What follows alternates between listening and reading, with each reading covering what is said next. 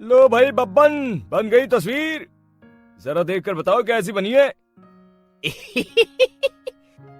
अरे भाई मोहन, मेरी सलाह मानो तो तुम रहने ही दो। एक पेंटर बनना तुम्हारे बस की बात नहीं है। हाँ, तुमने सही कहा, मुझे भी कुछ ऐसा लगता है। खैर, आज शाम की गाड़ी से मैं शहर वापस जा रहा हूँ। कुछ जरूरी काम आ गया है। शहर से वापस आने के बाद तुमसे मिलता हूँ। मोहन अपने घर के दरवाजे पर ताला लगा देता है और वहां से चला जाता है। फिर उसी रात अचानक तेज हवाएं चलने लगती हैं। चारों तरफ डरावना माहौल बन जाता है। तभी मोहन की बनाई हुई पेंटिंग की वो औरत एक खतरनाक चुड़ैल में बदल जाती है और पेंटिंग से बाहर आ जाती है।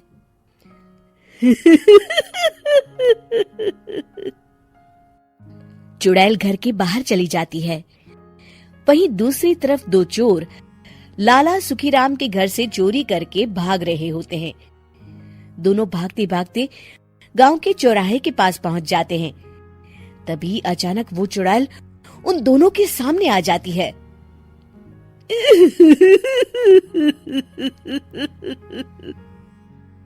अरे मर गया रे, ये चुड़ैल कहाँ से आ गई?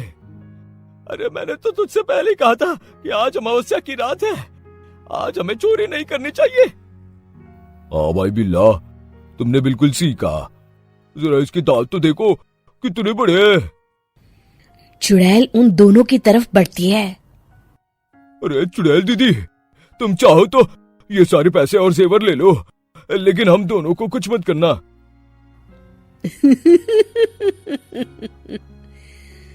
पैसे और जेवर के लालच में तुम इंसान बिकते हो, हम चुड़ैल नहीं। तभी चुड़ैल उन दोनों चोरों को पुतले बना देती है।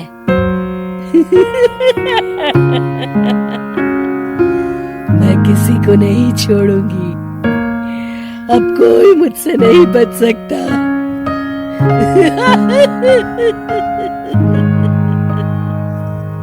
चुड़ैल अपने अगले शिकार की खोज में वहां से चली जाती है। गांव की दूसरी ओर जाने पर चुड़ैल को हरिया, बिरजू और बब्बन दिखाई देते हैं। आज संडे है, आज कपिल शर्मा शो देखने का दिन है। जोर से बोलो, आज संडे है। मैंने नहीं सुना। आज संडे है, आज कपिल शर्मा देखने का दिन है। हाँ, ये हुई ना बात। अरे ये कपिल शर्मा कौन है जो ये लोग उसे देखने के लिए इतने उतावले हुए जा रहे हैं?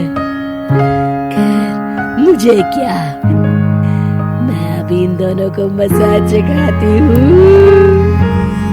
चुड़ैल तेजी से उड़कर उन तीनों के सामने आकर खड़ी हो जाती है।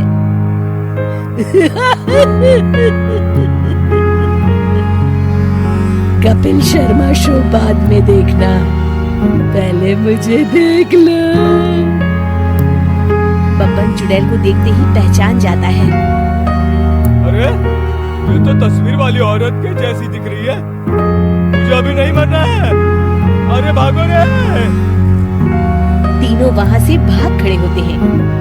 बब्बन तो किसी तरह अपनी जान बचाकर वहां से भाग जाता है, लेकिन हरिया और बिरजू को चुड़ैल पकड़ लेती है और उन्हें पुतला बना देती है।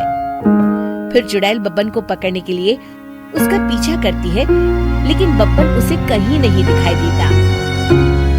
अरे वो मोटा तो बड़ा तेज भागता है, शायद उस तरफ गया होगा। बब्बन एक दीवार के पीछे छुपकर बैठ जाता है और चुड़ैल उसके सामने से आगे निकल जाती है। बाल बाल बच गया।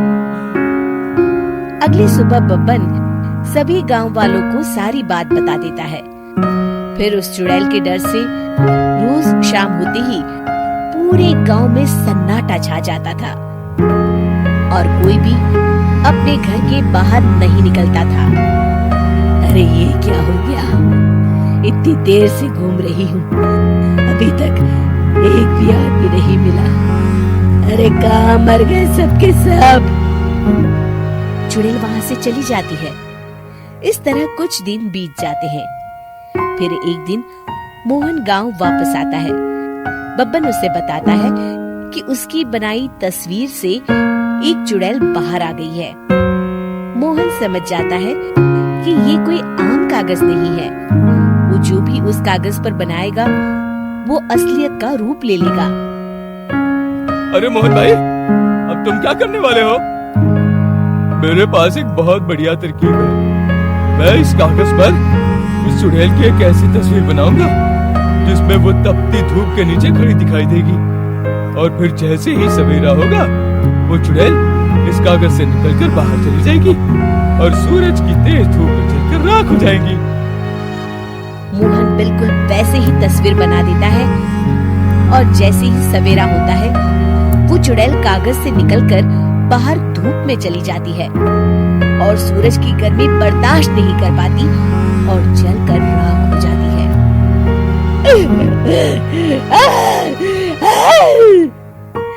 ये मुझे क्या हो रहा है? मैं सूरज की रोशनी बर्दाश्त नहीं कर सकती। मेरा पूरा शरीर जल रहा है। और इस तरह चुड़ैल के जलते ही पुतले बने सभी लोग पहले की तरह इंसान बन जाते हैं।